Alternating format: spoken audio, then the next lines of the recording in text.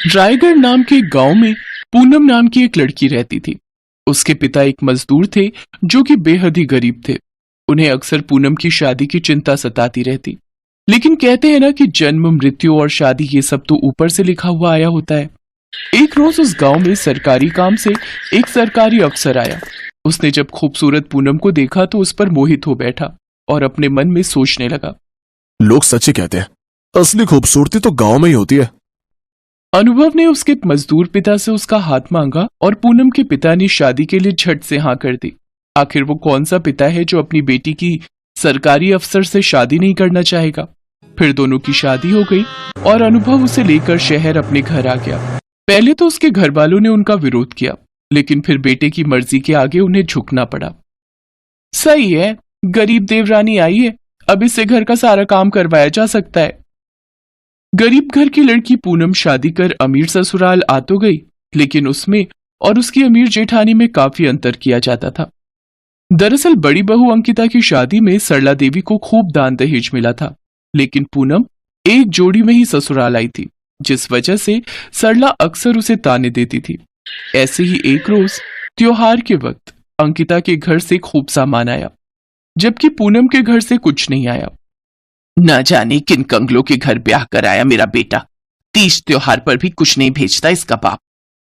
माँ जी, बाबूजी की तबीयत इन दिनों कुछ ठीक नहीं है, इसलिए वो इतनी दूर नहीं आ पाए। तेरे और तेरे बाप के सब बहाने जानती हूं मैं। चल जा, आप जल्दी से खाना बनाकर तैयार कर, फिर बर्तन धोकर मेरे पांव दबा देना। जी माँ जी।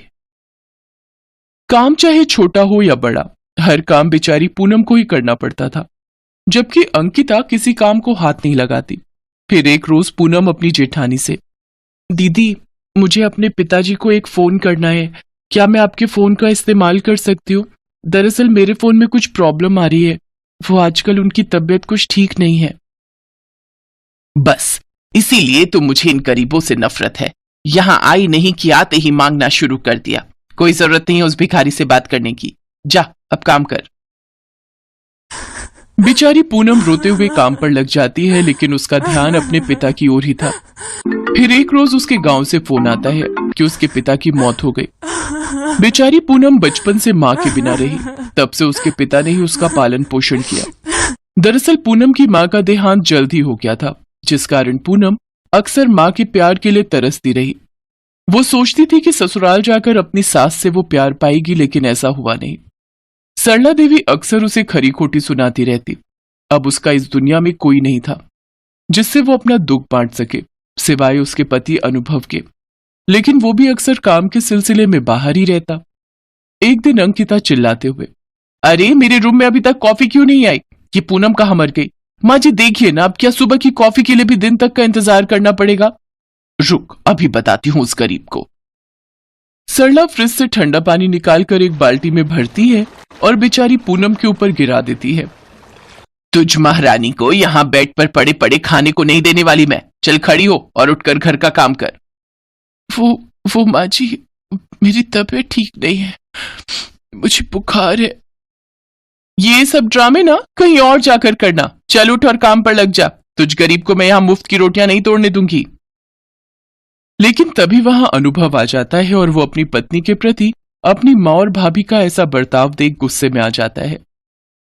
माँ, उस बेचारे की तबीयत कितनी खराब है, देखो तो वो कैसे कांप रही है, और तुम उसके साथ ऐसे बर्ताव कर रही हो। वो तो अच्छा हुआ मैं अपना फोन घर पर भूल गया और मुझे सारी सच्चाई पता चल गई, नहीं तो मैं कभी जान ही नहीं पाता कि तुम इसके साथ कैसा बर्ताव करती हो। अब मैं अपनी पत्नी के साथ इस घर में नहीं रहूंगा। अनुभव डॉक्टर को फोन करके बुलाता है। वो पूनम को इंजेक्शन और कुछ दवाइयां देता है। 2 दिन बाद अनुभव पूनम को लेकर सरकारी क्वार्टर में रहने चला जाता है। अंकिता बहू तो बड़े घर की लड़की थी, इसलिए वो तो कोई काम करती नहीं, जिसकी वजह से अब सरला को ही सारा काम करना पड़ता। अब उसे अपनी गरीब बहू की अहमियत समझ आने लगी। एक रोज सरला की तबीयत कुछ ठीक नहीं थी, लेकिन फिर भी वो घर के काम करती रही और सोचने लगी, मेरी छोटी बहू जब से इस घर में आई थी तब से उसने मुझे एक काम नहीं करने दिया, सब कुछ कितने अच्छे से संभाल लिया, और एक अंकिता बहू है जिसे मेरी पड़ी ही नहीं। काम करने के बाद सरला अपने कमरे में बिस्तर पर जाकर लेट गई, जहां उसका बदन बुखार के मारे बुरी तरह तप रहा था। ओफो, पहले एक काम वाली घर से चली गई तो अब ये दूसरी काम वाली यहाँ बिस्तर पर बीमार पड़ गई। बहुत जोरों की भूख लगी है, एक काम करती हूँ, आज बाहर से ही अपने लिए पिज्जा ऑर्डर कर लेती हूँ। अंकिता अपने कमरे में बैठकर आराम से टीवी देखते हुए पिज्जा खा रही होती है, जबकि सरला अपने कमरे में बिस्तर पर पड़ी हुई होती है। तभी पूनम और अनुभव वहां आ जाते हैं। माँ जी, आपको तो कितनी तेज बुखार है, सुनिए जी, जल्दी से डॉक्टर को बुलाइए। हाँ, मैं अभी फोन करता हूँ। पूनम तब तक सरला के सर पर पानी की पट्टियां रखती है। कुछ देर बाद डॉक्टर आकर उसे दवाई देता है। फिर पूनम उस दिन वहीं रुककर अपनी सास के लिए खाने में खिचड़ी बनाती है और साथ ही उसके हाथ पांव दबाती और समय समय पर दवाई देती, जबकि बड़ी बहू अंकिता अपने लिए बाहर से खाना ऑर्डर करती और अपने कमरे में आराम करती। सरला को अब अपनी गलती का एहसास हो गया।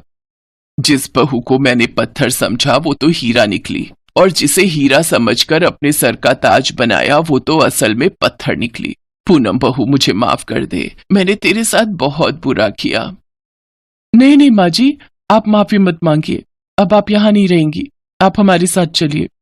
पूनम और अनुभव सरला को अपने साथ अपने घर ले जाते हैं, जहाँ पूनम उसकी खूब सेवा करती है।